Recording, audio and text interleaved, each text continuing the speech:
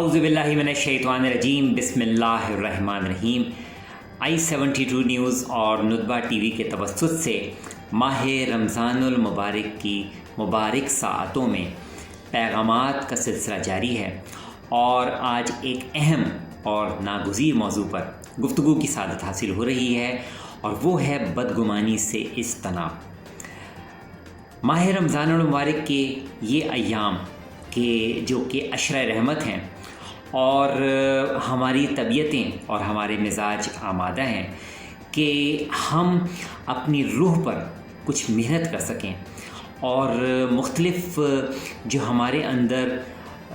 روحانی حوالے سے، معاشرتی حوالے سے، اخلاقی حوالے سے جو برائیاں ہیں، ان کے تدارک کے سلسلے میں ہم کچھ اپنی روح پر کام کر سکیں۔ تو قرآن مجید فرقان حمید کی سورہ مبارکہ حجرات میں ارشاد رب العزت ہے کہ بدگمانیوں سے بچو، اور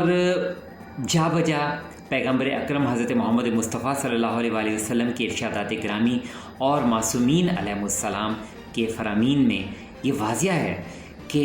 ہمیں خاص طور پہ تاکید کی گئی ہے کہ بدگمانیوں سے بچو،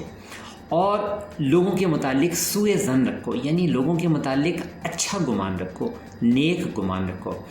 مولا کائنات حضرت علی ابن ابی طالب علیہ السلام کا ارشاد گرامی ہے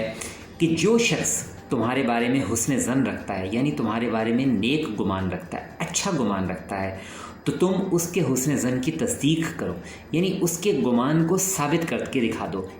وہ تمہارے بارے میں اچھا گمان رکھتا ہے، تم اس کے اچھے گمان کو ثابت کر کے دکھاؤ۔ یہ حضرت علی علیہ السلام فرما رہے ہیں۔ اسی طرح حضرت علی علیہ السلام ایک اور موقع پر یہ ارشاد فرما رہے ہیں کہ جس کا گمان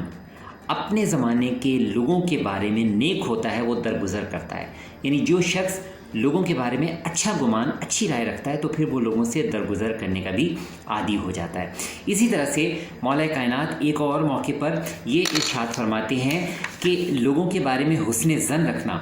یعنی اچھا گمان رکھنا، یہ غم کو ہلکا کر دیتا ہے اور گناہ کی پیروی سے نجات دلاتا ہے۔ یعنی اگر ہم لوگوں کے بارے میں اچھا گمان رکھیں گے تو نہ صرف ہمارا غم دور ہوگا، بلکہ ہمیں گناہوں سے بھی بچنے میں مدد ملے گی۔ ایک اور جگہ حضرت علی علیہ السلام کا یہ ارشاد گرامی ہے کہ حسن ظن بہترین عادت ہے اور بہت بڑی عطا ہے، یہ خداوند عالم کی جانب سے بہترین عطا ہے۔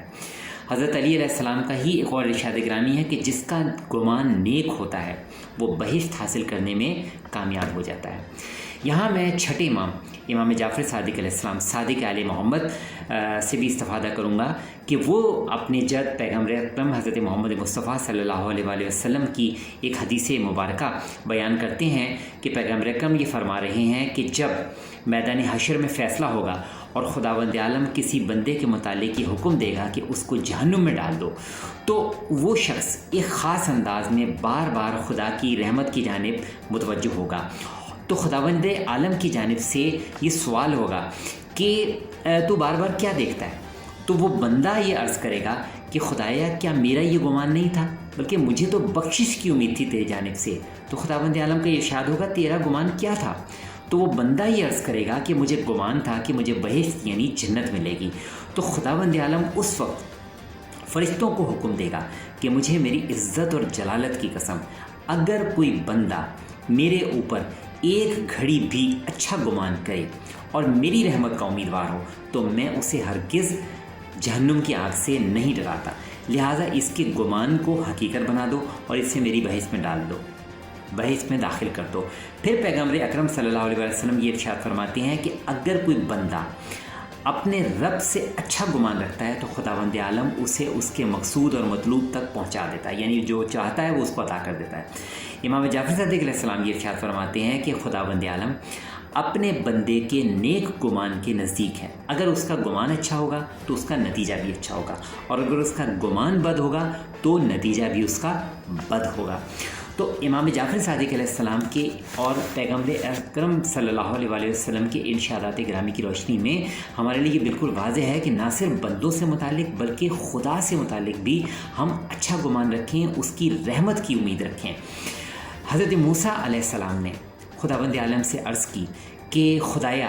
جو چیز میری گداگری کی خرجین ہے کیا وہ تیرے خزانے میں بھی ہے؟ تو خداوند عالم کی جانب سے ارشاد ہوا کہ موسیٰ وہ کون سی ایسی چیز ہے جو تیری گداگری کی خرجین میں ہے اور میرے خزانے میں نہیں؟ تو حضرت موسیٰ نے عرض کیا کہ خدایا میرے پاس تیری ذات جیسا خدا ہے۔